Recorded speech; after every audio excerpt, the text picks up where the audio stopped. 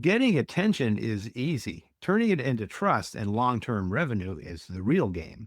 In this episode, Jennifer Kaplan shares how intentional messaging, strong culture, and repeatable systems transform visibility into measurable growth.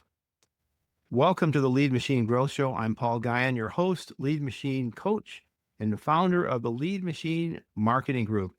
Jennifer Kaplan is the founder and president of Evolve PR and Marketing, Arizona's largest public relations firm.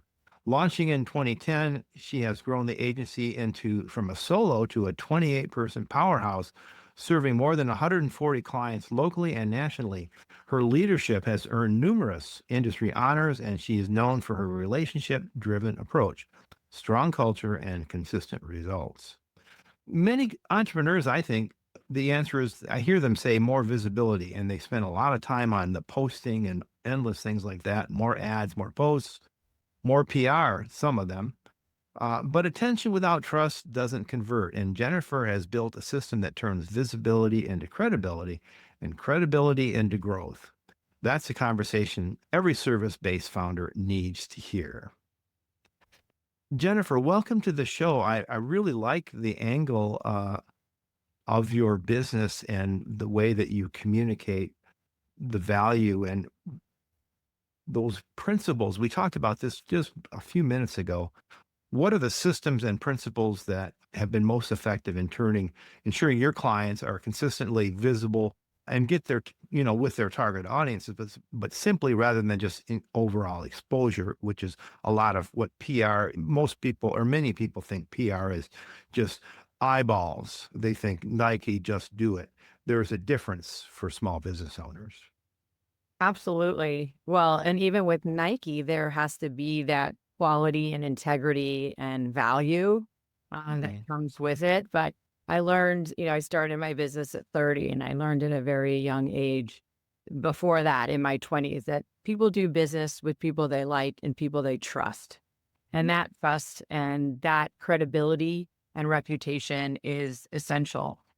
And we especially live in a day and age right now where you can be canceled very quickly and things can get out, and through social and posting and other viral means that can devastate a business. And so leading and focusing on the value and the trust and your credibility is essential, especially small business, especially service, because all we have to lean on from a service standpoint is just that. We don't have a widget or a product that can back it up a little bit on our engagement. And so integrity, follow up, service minded mentality with professionalism is essential. I'm glad you mentioned those values there because one could think, oh, it's the value of my product, but it's your values, I think, in that culture and your integrity. Those things are super important. And sometimes that can polarize your audience. What do you think about that? And with the cancel culture and things like that, I'm not even sure that's a word anymore, but it's a reality. What do you think about being true and honest about who you are and what you think, but still yet be effective in that visibility and exposure, but being true to your values? I mean, I think that's super important. For sure. I just heard a very interesting analogy as it relates to that. And I heard this the other day. I haven't even spoken it to anyone yet, but they called it a honey empire, where the honey is being authentic and kind and sweet, we'll say, with your clients. And this is a service industry that use it. But yet you've got that grit and that I guess kind of that aggressive mentality to build the empire. There's a balance to that.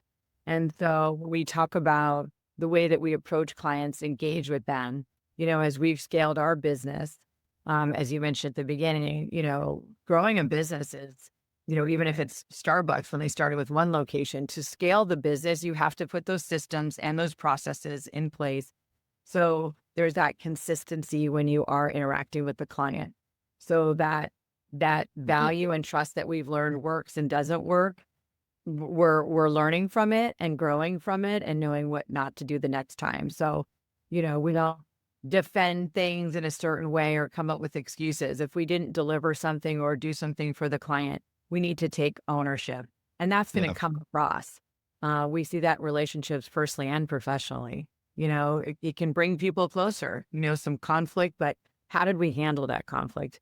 And did we Right. find a resolution that then brings us maybe closer with our client to build that trust and they see how we've handled it with integrity? And I think that that's so important, in this day and age, because people will blast you and call you out for the way that you handled a situation. And you're right, it's a very polarizing time.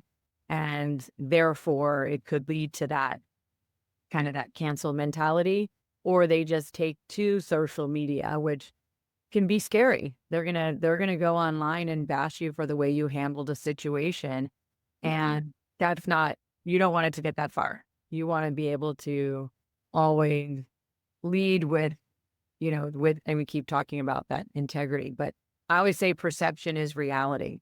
Yeah. So what you're putting out there is what people are gonna perceive your business and your brand to be. Yeah, and I think that when you do have a situation that kind of goes south with your customer and how you fix it, like you said, that can build trust over time. They can say, "Oh, they really do care. They really got me out of a bind." And sometimes people will come to you because whoever they were with did not do that. And so, that's a retention mechanism is making sure that you do handle those problems, and if you need to take them offline, which sometimes you do, but you handle them in public these days. Yeah. We've gone as far as, we bill our clients generally on a monthly basis for what we do.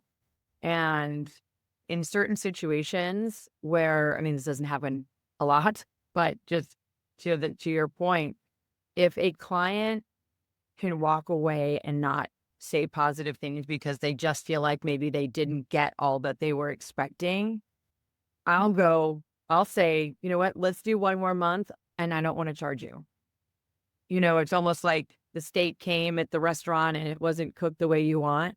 You want them to take that steak away, bring out a new steak, and not charge you for the steak, period. Right. You're like, oh, that was so nice of you to do that. You walk away feeling so much better. You're not going to be bashing them.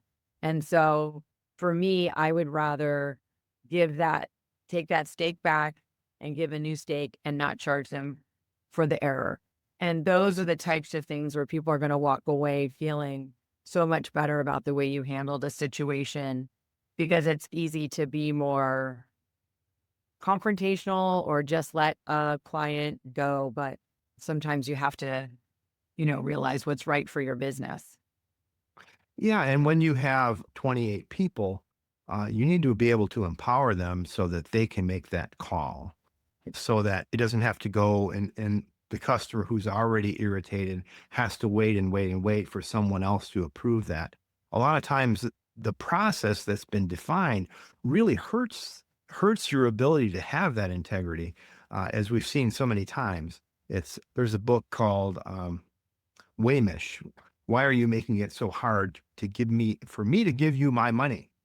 And that's what happens sometimes when you have all this bureaucracy in between the decision maker and the worker who's dealing directly with the customer. What do you think about that? Oh, I think that's so important. And that comes across to the client, or patron or whoever that is. When it seems clunky, it's like, why can't you just, Paul, why can't you just do XYZ for me? Well, I got to do that. And then it's like, but the situation that we're in, if we could just mitigate it or, work through it right now, that would be great. And the Mhm. client can feel that instant gratification. You know what? Paul took care of me. He didn't have to go through a million people and, situations. It just happened real efficiently. He realized it was the right thing to do and the company was able to do it. Yeah. I think it is great to empower the team, but that's also, training, and we get down a whole, it is empowering your team and training them to recognize when there is a situation that they need to make, the right decision on behalf of the organization. Yeah, and sometimes you do have to get with operations or with fulfillment or with whomever to solve the problem, but you still can say, "Yeah, we'll handle this, but I'm not sure how we'll handle it. But I'll make sure that we get back to you right away and let you know what the solution is." I A mean, because 100%. sometimes you can't fulfill the promise, depending on what kind of service it is, if it involves materials or other suppliers or whatever. But, anyways, we're going down a rabbit hole there. Yes.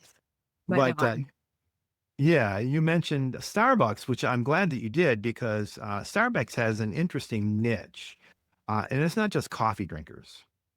They're after a certain kind of person, and you mentioned that was it your mother who taught you to get rich in your niche? Now, Starbucks, they're after a certain kind of person, a certain kind of lifestyle, and I am as well. The, uh, the difference is that we need to know they know who their ideal customer profile is, and it's not everybody, and that's okay.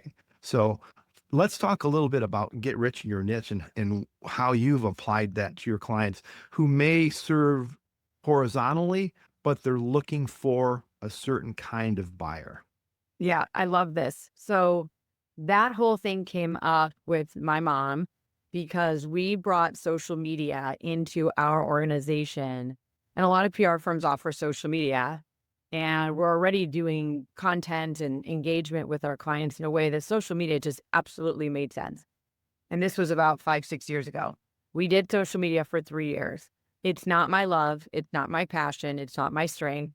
That doesn't mean we can't have a department or a service that offers that. And so we had 3 people in that, focusing on it, but it was always more of an added value as well.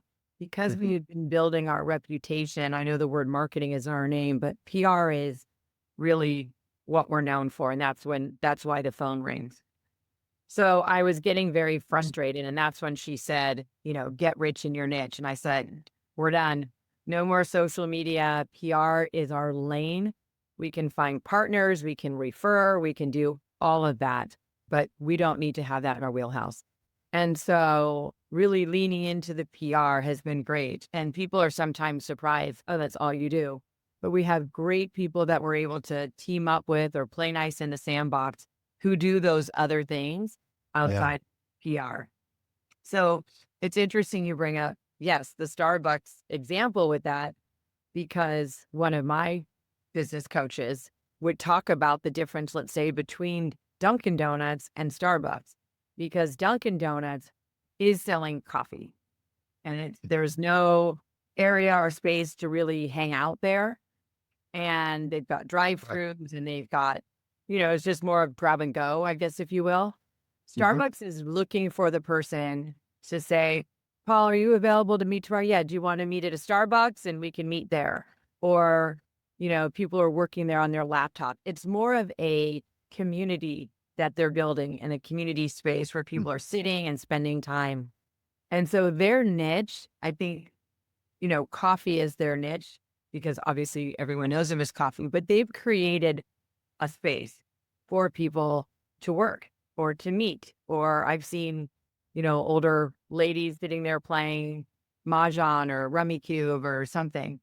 And so where Dunkin' Donuts is really just about the coffee. Obviously, they've got their donuts, but so yeah, defining your niche and really focusing in on that, people know. I'm not saying let's meet at Dunkin' Donuts for a meeting. I'm saying let's meet Mm. at Starbucks.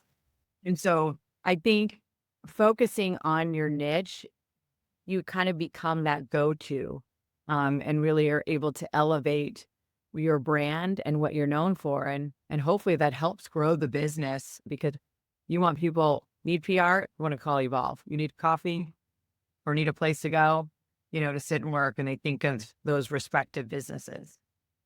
Yeah, and I think the nuance there is the kind of person and the kind of lifestyle that they lead that is that differentiation. Now, people who buy Dunkin' Donuts or go to Dunkin' Donuts, they go to Starbucks too. And by the way, Believe it or not, I love Starbucks coffee, and my wife and I drink decaf. Of course, we're off in Louise here Oh, again, but they have a Verona is the decaf brand that we like, and Dunkin' Donuts has a decaf brand that is very similar, and we really like it a lot.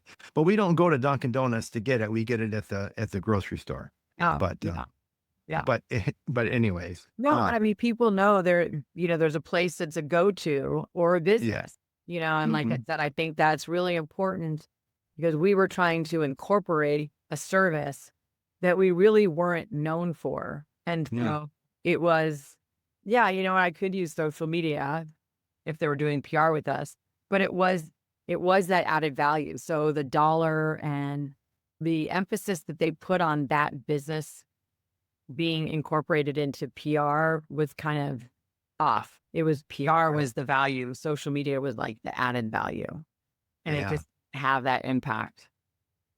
But having a strong partner is a good strategy too. Yeah, and people need to keep that in mind. They can offer other services and be more than just one thing to their clients, to know your lane and your strength, because sometimes that can be a distraction to Yes, focusing on what you're strong at, and then you totally. kind Yeah, of miss opportunities. yeah. Stay in your lane. Yes, yes, Yeah. So exactly. one thing I notice with many of my clients that they struggle with lead nurturing. So after they've got the attention, they've got the PR. One of my I was just having a conversation last week with a guy, and they're looking at doing some direct mail to all the it goes to all the houses in a particular zip code or whatever, Yep. and they're looking at radio, they're looking at different ways to get traffic to their website. So they've got attention, but their website doesn't really have conversion. And so there's really no opportunity to nurture. This is not the exact question I was going to ask, but I thought of him, but they don't have a way they don't have a net. So they're trying to fill the lake without a net. Do you find that when you're working with clients, and how do you address that?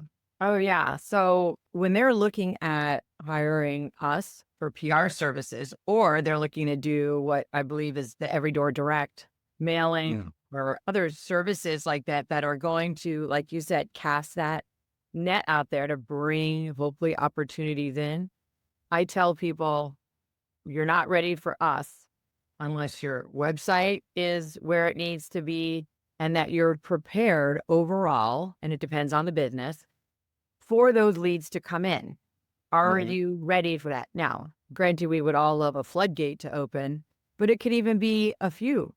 And if you're not ready to field the calls, have the meetings, or capture even what you're saying, just from the mailer to the website, how is the website set up?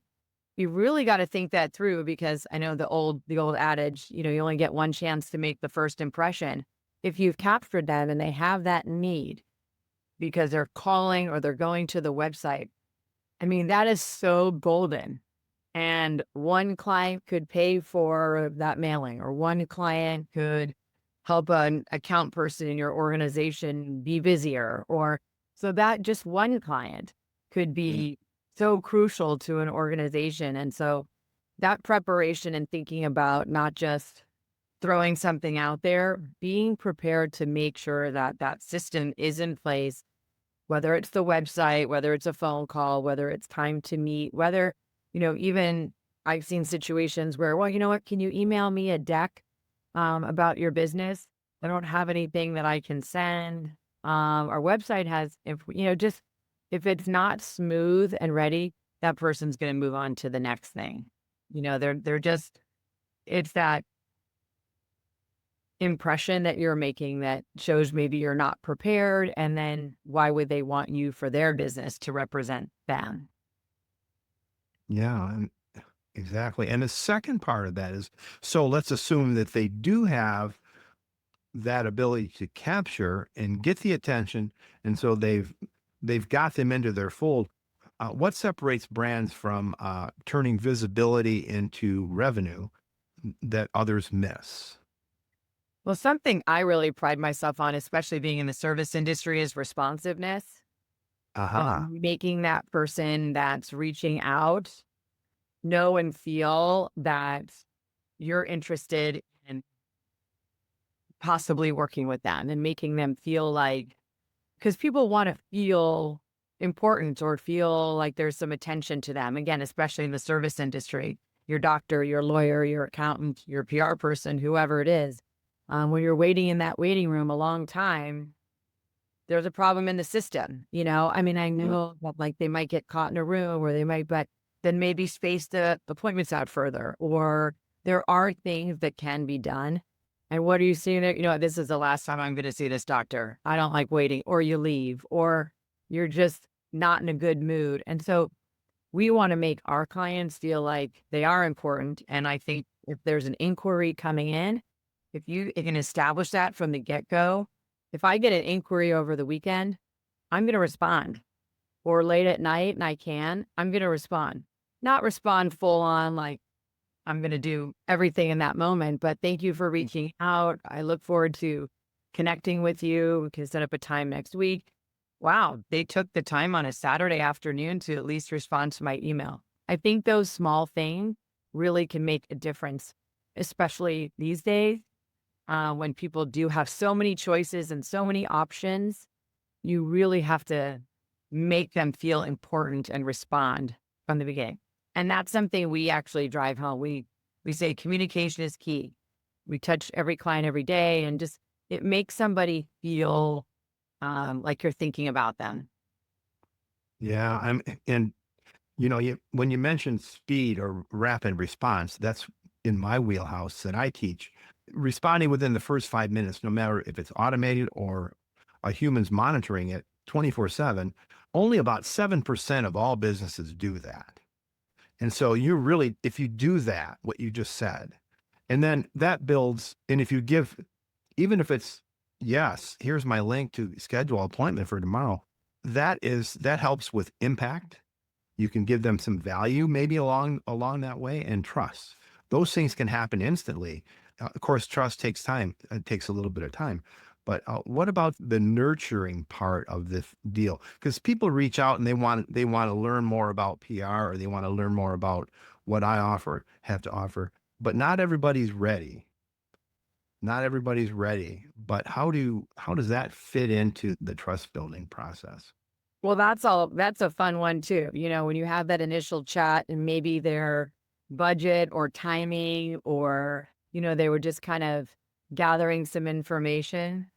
The best part of that for me is staying in touch with them. What I was wondering, you mentioned when we spoke, a month or so ago that you were working on the XYZ, because you weren't necessarily ready for PR yet. How is that? Yeah. Oh, wow. She remembered, it's like walking in saying, how are the kids? You said they were going to college next, whatever. But in a sales process, you can do the same thing. How is that progressing? Keeping them in the pipeline, keeping them on the list over here as someone you might want to stay in touch with or reach back out to. And it's that same thing. Let them know you're thinking about them, that you're on their mind. I think all of that's really important. Wow, they went out of their way. I know I talked to another PR firm. I haven't even heard from those people, and I mentioned the same thing.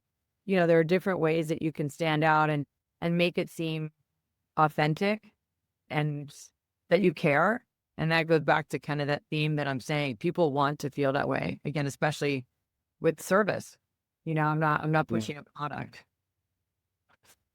When we talk, you talk about leadership and culture. And so what you just said is something that needs to not be just from the owner. It needs to come from everyone in the organization. How do you build that into your organization, especially as you grow? Many of the customers I've been involved with, or clients I've been involved with, they they have to kind of retool as they go, because if they add a layer of management, or more people, they have to onboard those people into the culture. How do you address that in your organization? Well, I've definitely learned a lot as I've gone along. Yeah, we have. Um, All of some the us good have. way, some the hard way. Yeah. And one of the things that we've, some iterations is exactly what you said, the onboarding. Even if someone's coming to us that's green, more green, or experienced, they go through the same process of onboarding and training. And we don't take the training wheels off until we know, and some learn it quicker and some, might be slower. But we want to make sure that our systems and processes and we call it the evolve way, that Hmm. those things are instilled as best that we can. This is how we respond in this situation. This is how we handle this scenario. And we try to be consistent with reminding and messaging that to our team. But definitely from the get go, when they join the firm, we make it, very clear some of the things that are the way that we do it, period. Now we want you to put your twist on it or, Your your personality. personality. Yeah. Exactly. Yeah. But the underlying is always the same. And that's really important for organizations to do. And you have the systems to back it up, which makes it a lot easier to do that with messaging and consistency and building the credibility and empowerment and those kinds of things. And we Yeah. literally have this is not a joke. We literally have over 100 systems Yeah. in a doc, and we're only doing PR.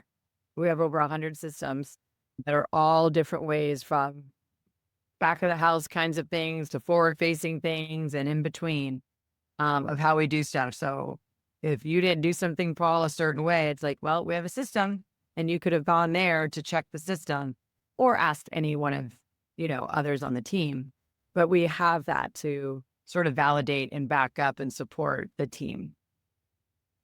Yeah, and a lot of and that's how you've been able to scale like you have been in the time that you've done it. Many entrepreneurs and small business owners have trouble with that, creating SOPs and teaching systems and things like that because they're working in the business, but you have to allocate time. So I've talked to many business owners on this podcast. I think this is episode 160, I think. But all of them have SOPs, and the ones that don't are up and coming and looking to do that, but sometimes it's hard to do. With AI today, though, it's a heck of a lot easier just to narrate your process, and you can create a draft SOP and use it. AI, this is part of my wheelhouse.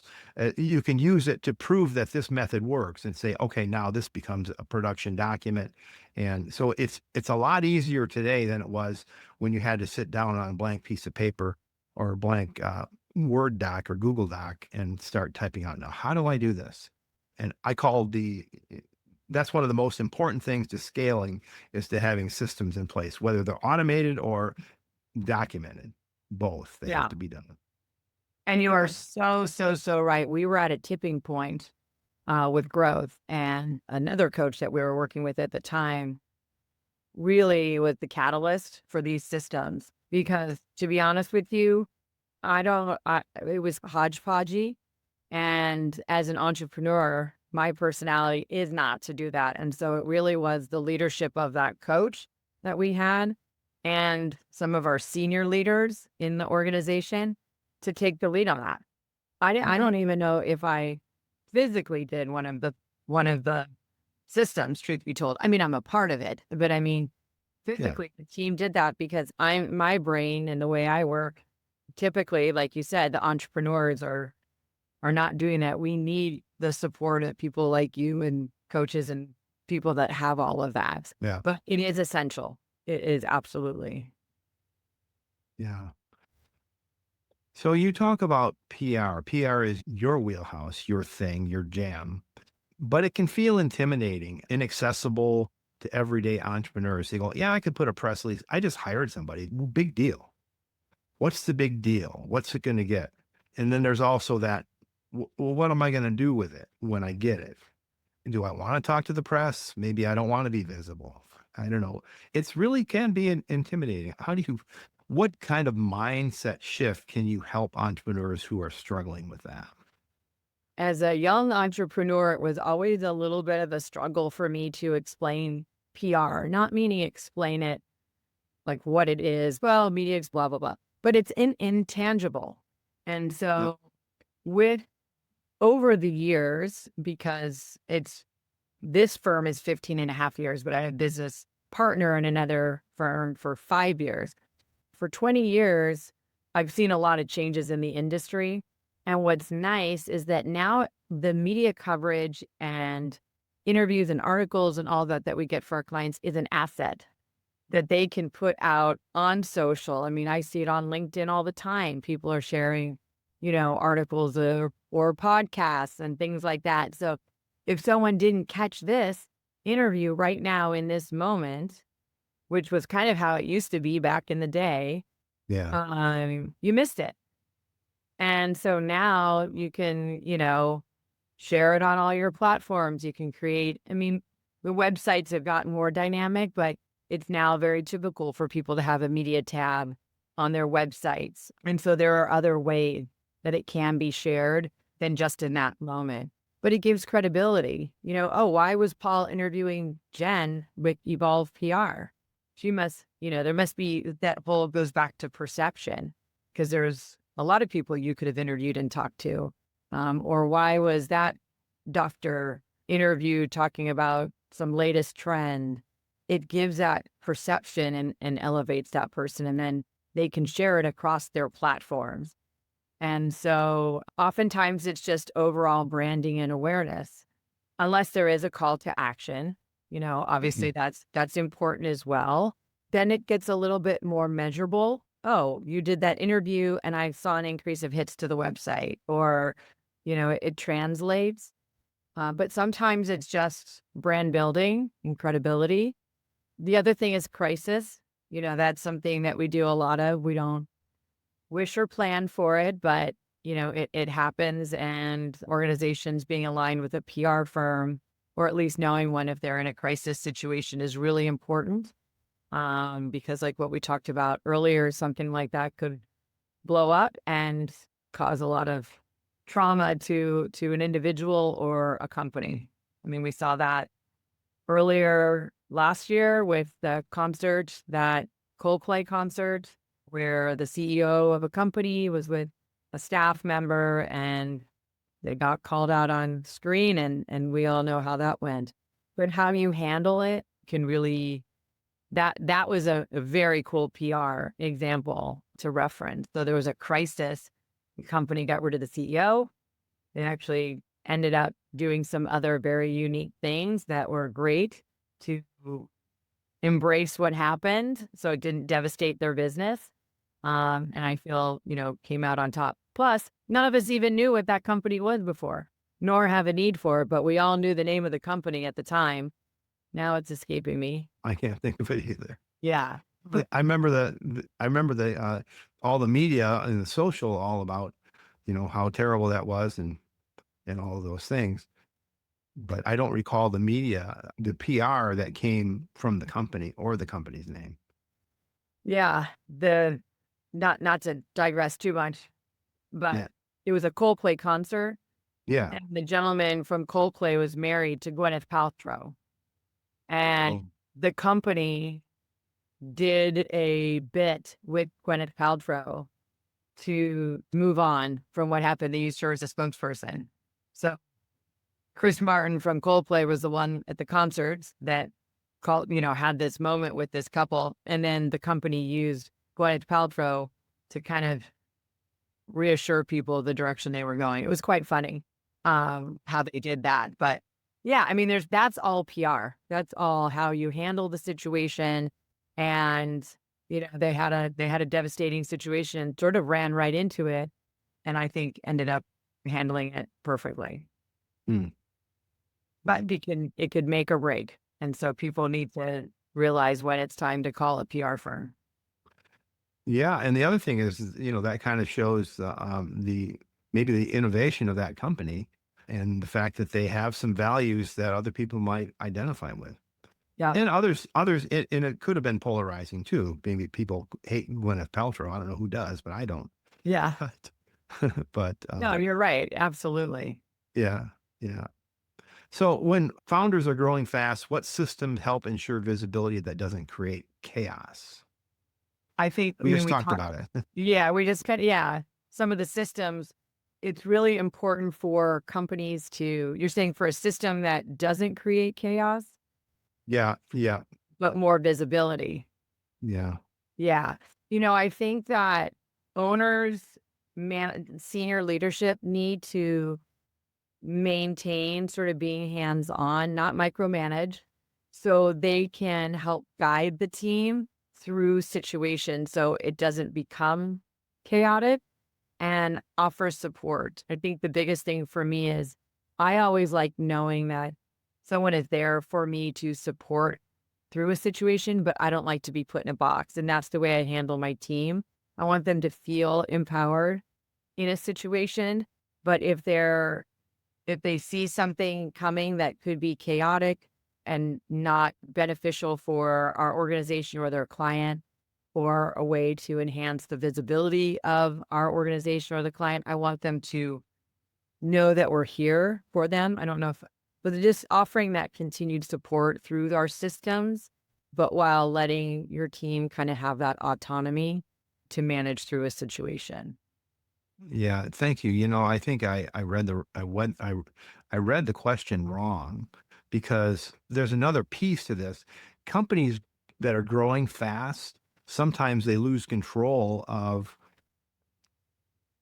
a lot of things. They haven't retooled, like I said before. They what are some of the early warning signals that they're scaling uncontrollably or unsustainably? You can see evidence of it. Well, one of the things that stands out to me is missing the internal culture because I feel like that's a really important thing. And those organizations that you think are growing fast and it looks all shiny and nice might be having a lot of turnover and hard Mhm. to deal with retention because they're going so fast and hard and they're not even focusing. I think it'll affect their internal organization. People, while they want to be a part of something that's thriving and growing, if you lose sight of the team and the culture, they're going to be gone. They're not going to feel, they're going to feel like they're just going through the motions and not have that connection with the company. And so I feel like looking internally first, if you're growing fast and hard, is the most important because that is the epicenter of your business, is your team. And not losing sight of that, I think, is essential. Yeah, and it's really kind of can be a deep question. I worked for a company as the chief information officer, and the company, the executive board, which I was on, wanted to grow the company, quadruple the size of the company or the revenue. And I've said retool a couple of times here now. They weren't interested in that, and I warned them that if you're I'm all on board with growing the company. I got no problem with that. But and the but is you're selling things that we can't deliver. And so we have to do some retooling before we can offer that service. However, these other systems are ready for growth and we can scale them easily. So why don't we let's amplify that and retool so we can offer this other service too, either later or in parallel. And they didn't like that idea. I warned them that they would lose employee loyalty, which they did, and vendor loyalty. They lost vendors and client loyalty. So they grew beyond their ability to deliver is what happens. And I exited that company, not gracefully, but it was a good learning experience for me. But I like to ask business owners like you, what do you do in those moments where you realize that, gosh, we're going so fast, it seems to be out of control. How can I regain control? So Well, I don't want to pull back something we've talked about, but it is so applicable here, in my opinion, is get rich in your niche. yeah, They lost sight of their niche and their focus, which is why people came to the company. So then they felt like we're going a different direction, or they're focusing more on this. Maybe there was more revenue to be made over there. Maybe it just seemed shiny. Maybe, whatever the reasons were. Mhm. And that was that gut check that I had with the social media, was realizing I'm spending all this time and money with these people and these tools and all of these things, and not on the main part of our business and why people were wanting to work there, or why clients were hiring us. Mm. And so it can, especially entrepreneurs, the wheels are always turning and the opportunities are Shiny. always, yes, exactly. It's very hard to pull back when you're in those situations, because you see growth and you see opportunity. Maybe the best thing to do is set up another entity, make it totally separate and different, and go through it that way than trying to, parlay it into the existing company that doesn't isn't recognized for that brand and isn't what the brand is about. We see that a lot with different, I would see that in the restaurant industry. There's the dining, and then they have the fast casual, the PF Chang's pay away. It's Mm. finding other ways to lean in to maybe a different business model or line, but under the roof, yeah. And I've been there, not just on social media. I mean, I've had other moments where I'm like, okay, this is not, no, can't do it. And that's a very hard thing for businesses to do. Yeah, Brian Tracy says something like, I'm paraphrasing, that it's easy to get into something, but it's hard to get out of it. And so you have to be very intentional about what you get into. And Big that time. and that of course that's with relationships, business, everything else too. It's so true. Yeah. Amen to that. Big time. Yeah. As you've grown from a founder, leader of a 28 person and growing, I'm sure, company, what identity shift did you personally have to make to step fully into that role, that Mm. leadership role? One of the things, which is not the opposite of that question, but I think as you grow a business, where I see owners fail sometimes is not empowering your team, because there's only so much, only so many hours in a day, only so much time you can give to be effective in touching all the things you need to touch and managing all the things you need to manage. And one of the things that I feel people need to do, and that we've been able to do, is empower. So you might be promoting some people or giving people more responsibility, delegating more, and not taking all of that on yourself. Because Mm. in order to grow a business, when we were 8, maybe I could do that. But at 28 and soon to be 29, it's just not possible.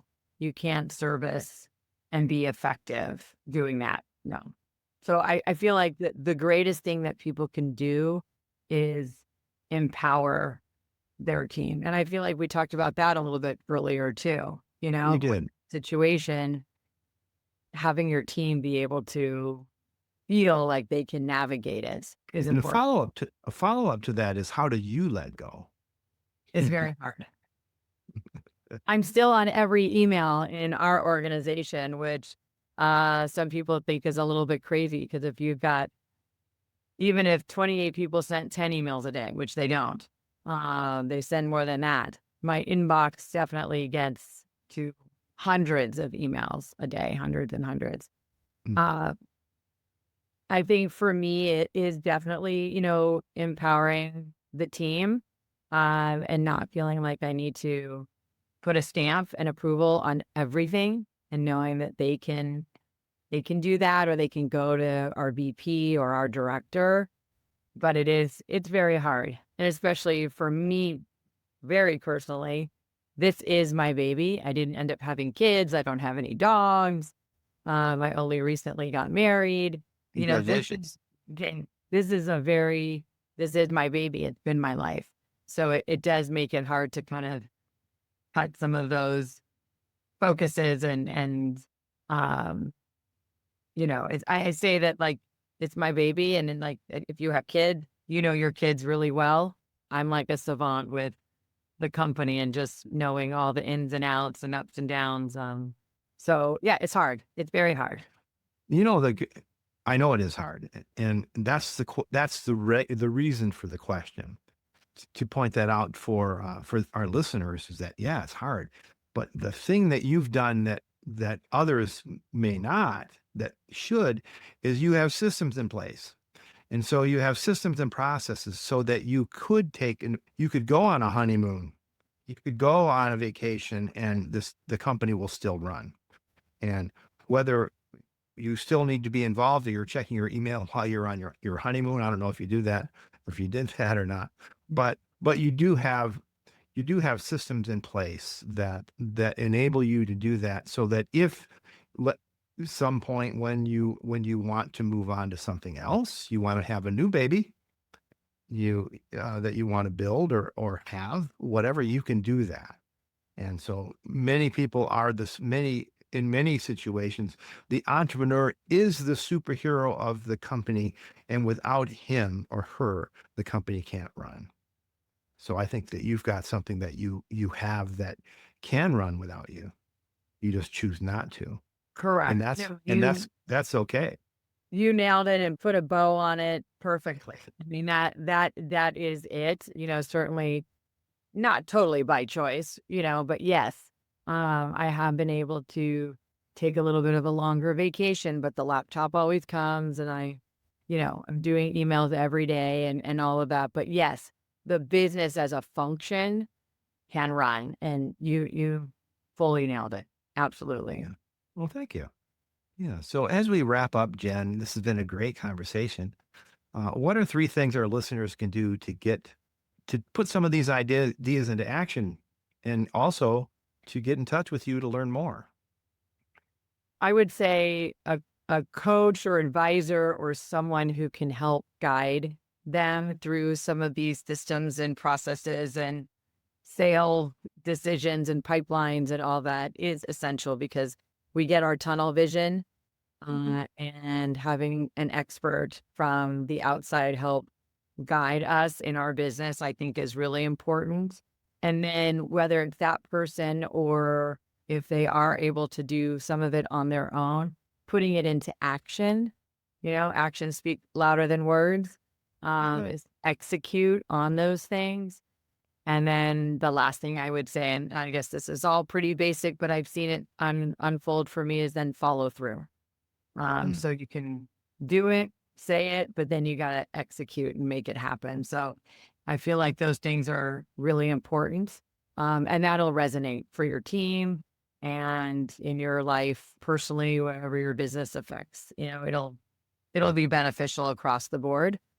Mm. Uh, and yeah, the best way to connect with us is through our website. We've got, all the social handles on there and contact forms and just general information. So it's our company name, Evolve PR, and spelled out AND marketing.com, Evolve PR and marketing. Yeah, and if you're serious about building visibility that converts into long-term growth, that's the place to start, right? Thank you. Yes, Yeah. absolutely. Yeah. We'd love to at least have the conversation. Yeah, for sure.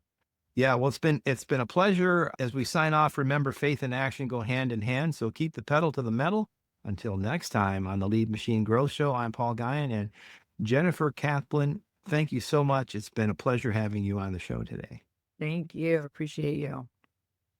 Thank you for tuning in to the Lead Machine Growth Show with Paul Guyan, where we show you how to tackle your tech, master your message, and design your dream so that you can transform your vision into reality. Remember to visit our website at www.leadmachinegrowthshow.com and enjoy even more great episodes like this one. Again, while you're here, subscribe to us via your favorite network. We look forward to seeing you next time on the Lead Machine Growth Show.